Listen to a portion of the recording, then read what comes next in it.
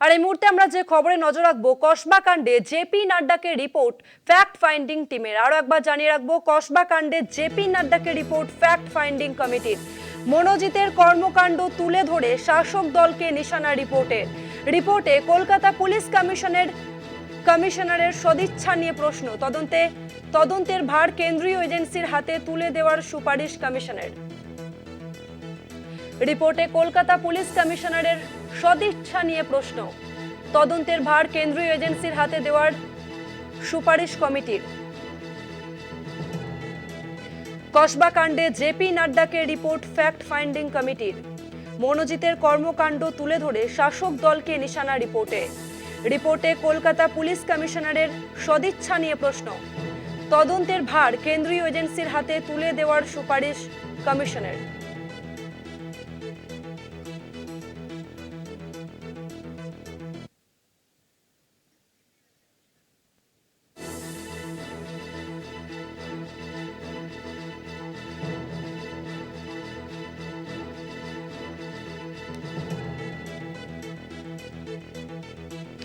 এই মুহূর্তে আমাদের সঙ্গে রয়েছে কলকাতা টিভির ডেপুটি এডিটর মৌপিয়া নন্দী। মৌপিয়াদি, কসবা কাণ্ডের তদন্তের ভার কেন্দ্রীয় এজেন্সির হাতে তুলে দেওয়ার সুপারিশ ফ্যাক্ট ফাইন্ডিং টিমের, কেন রাজ্য পুলিশের উপর কি কোথাও আস্থা হারাচ্ছে? দেখো তাসমিন, আমি প্রথমে তোমাকে আমাদের হাতে যে এক্সক্লুসিভলি যে রিপোর্টটা এসে পড়েছে, যে রিপোর্টটা জেপি নাড্ডার কাছে, বিজেপি সর্বভারতীয় সভাপতি জেপি নাড্ডার কাছে যে রিপোর্ট জমা পড়েছে, সেই রিপোর্ট আমাদের হাতে এসে পৌঁছেছে। সেই রিপোর্টে কি রয়েছে সেটা আমি দর্শকদের জন্য বলবো। আমরা জানি যে কসবায় যে কলেজের মধ্যে ছাত্রীকে গণধর্ষণের ঘটনার খবর সেটা সামনে আসার পরপরই জেপি নাড্ডা তিনি একটি ফ্যাক্ট ফাইন্ডিং কমিটি গঠন করেন, যেখানে সত্যপাল সিং ছিলেন, বিপ্লব দেব, মীনাক্ষী লেখি এবং মনন মিশ্র।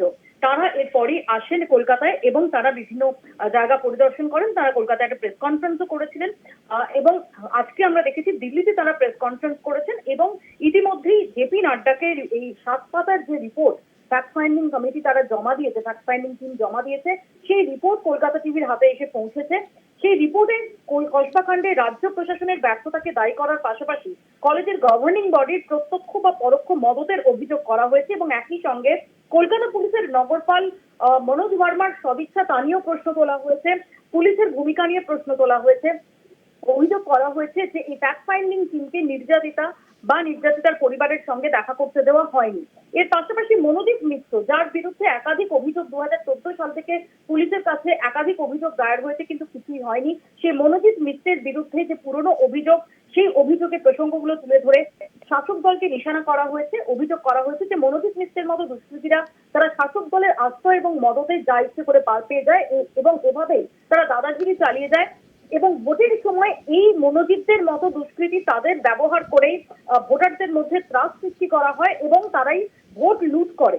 তৃণমূল কংগ্রেস এভাবেই এদের আশ্রয় দেয় বলে অভিযোগ করা হয়েছে রিপোর্টে। পশ্চিমবঙ্গে এভাবে খুন, ধর্ষণ, লুটের মতো ঘটনা সেটা নিত্য নৈমিত্তিক ব্যাপার হয়ে দাঁড়িয়েছে, এরকম অভিযোগ করা হয়েছে।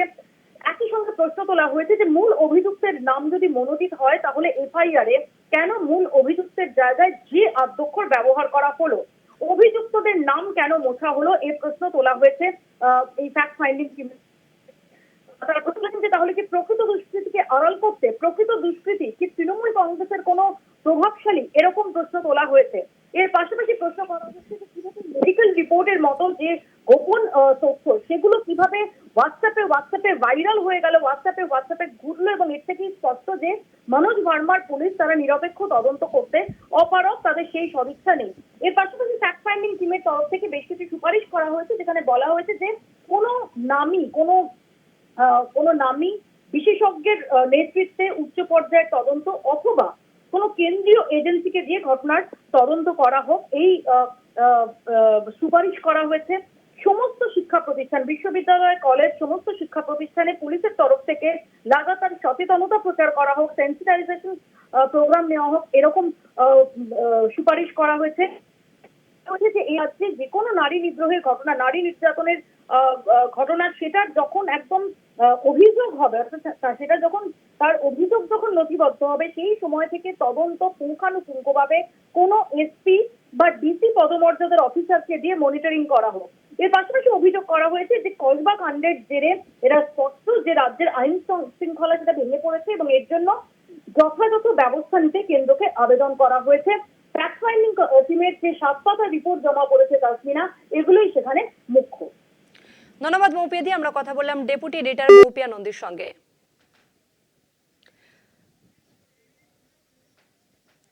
ফ্যাক্ট ফাইন্ডিং কমিটির রিপোর্ট নিয়ে কুণাল ঘোষ তিনি মন্তব্য করেছেন, শোনাবো আপনাদের।